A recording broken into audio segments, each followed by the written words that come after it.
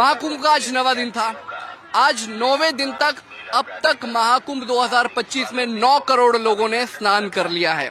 बताया जा रहा है कि 5 फरवरी को प्रधानमंत्री नरेंद्र मोदी भी संगम में डुबकी लगाएंगे। 10 फरवरी को राष्ट्रपति द्रौपदी मुर्मू आएंगी और वो भी संगम में डुबकी लगाएगी। देखिए, चाहे राजनीति का कोई व्यक्ति हो या फिर किसी शीर्ष पद पर बैठा हुआ कोई व्यक्ति हो, गंगा की महिमा सब जानते हैं। संगम की महिमा किसी से छुपी नहीं है। आज 9वां दिन था महाकुंभ 2025 का और वो भी अब संपूर्णता की तरफ खत्म होने जा रहा है। सूर्यास्त होने का वक्त आ गया है। अब ठंड बढ़ रही है।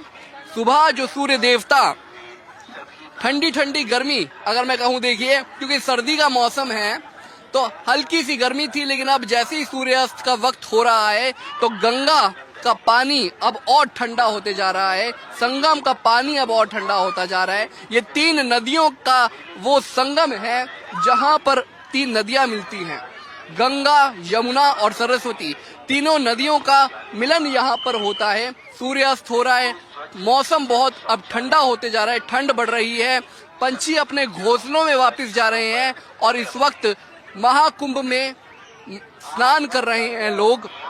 आस्था की डुबकी लगा रहे हैं। महिलाओं को आप तस्वीरों में आस्था की डुबकी लगाते हुए देख पा रहे हैं। नाविकों को आप देख पा रहे हैं। प्रयागराज की ये जमीन वो जमीन है जहां पर न केवल 3 नदियों का संगम होता है बल्कि कई पुण्यों की प्राप्ति भी होती है। प्रयागराज का महत्व इतना है जितना किसी और घाट का नहीं है, क्योंकि 3 नदियों का संगम यहाँ पर होता है। कई कथाएं प्रयागराज से जुड़ी हुई हैं। महत्वपूर्ण बात यहाँ पर हो जाती है कि आखिर महाकुंभ का महत्व क्या है। अब कुछ ही देर में आरती शुरू होगी, माँ गंगा की आरती शुरू होगी। मैं शब्द गंगा इसीलिए इस्तेमाल कर रहा हूं क्योंकि जब 3 नदियों का संगम यहाँ पर हो रहा है, गंगा, यमुना और सरस्वती का, तो जो सबसे बड़ी नदी होती है, फिर तीनों नदियों के मिलन के बाद उस नदी को श्रेणी महत्व दिया जाता है जो आकार में बड़ी होती है। इसीलिए अब यहाँ से जो नदी आगे जा रही है वो गंगा के नाम से जानी जाएगी और ये गंगा अब वाराणसी की तरफ बहेगी, फिर पश्चिम बंगाल से गंगा सागर में जाएगी। लेकिन बात हम प्रयागराज की कर रहे हैं, उस जगह की कर रहे हैं जिसका महत्व पुराणों में भी है। प्रयागराज को एक धार्मिक स्थल के केवल तौर पर ही नहीं देखा जाता बल्कि राजनीतिक दृष्टि से भी प्रयागराज का बहुत महत्व हो जाता है। संगम की आती है। संगम कितने वक्त बाद आता है, पहले आप ये जानने की कोशिश करिए। एक संगम 3 वर्षों के बाद आता है, जो लगता है हरिद्वार में, प्रयागराज में, उज्जैन में और नासिक में। 4 जगह पर यह कुंभ लगता है जो 3 वर्षों के बाद आता है।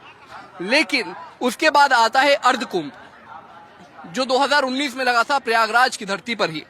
फिर 12 साल बाद आता है महाकुंभ, जो प्रयागराज की धरती पर लगा है। और ऐसे ही जब 12 कुंभों का एक पूरी साइकिल कंप्लीट होती है 12 बार, यानी कि 144 साल के बाद जब वो फिर लगता है महाकुंभ, तो उसे महाकुंभ कहा जाता है। उस कुंभ को महाकुंभ की संज्ञा दी गई है और 2025 में जो कुंभ लगा है वो महाकुंभ है 2025।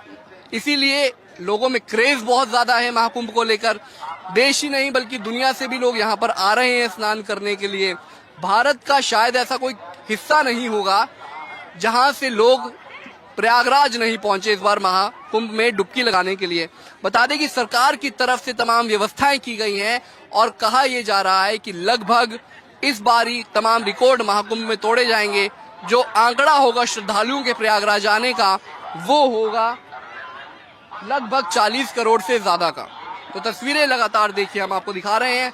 सूर्यास्त होने वाला है कुछ ही देर में, लेकिन लोगों की आस्था कभी डूबती नहीं है, कभी खत्म नहीं होती है। आस्था की केवल डुबकी लगाई जाती है हर हर महादेव के नाम से। और ठंड के इस मौसम में भी युवा हो, बुजुर्ग हो, महिलाएं हो, बच्चे हो, आस्था की डुबकी लगा रहे हैं। कैमरामैन रिंकू के साथ सौरभ, पंजाब केसरी टीवी, प्रयागराज। हमसे जुड़े रहने के लिए हमारे YouTube चैनल को सब्सक्राइब करें और नई वीडियो की नोटिफिकेशन के लिए बेल आइकॉन को दबाएं।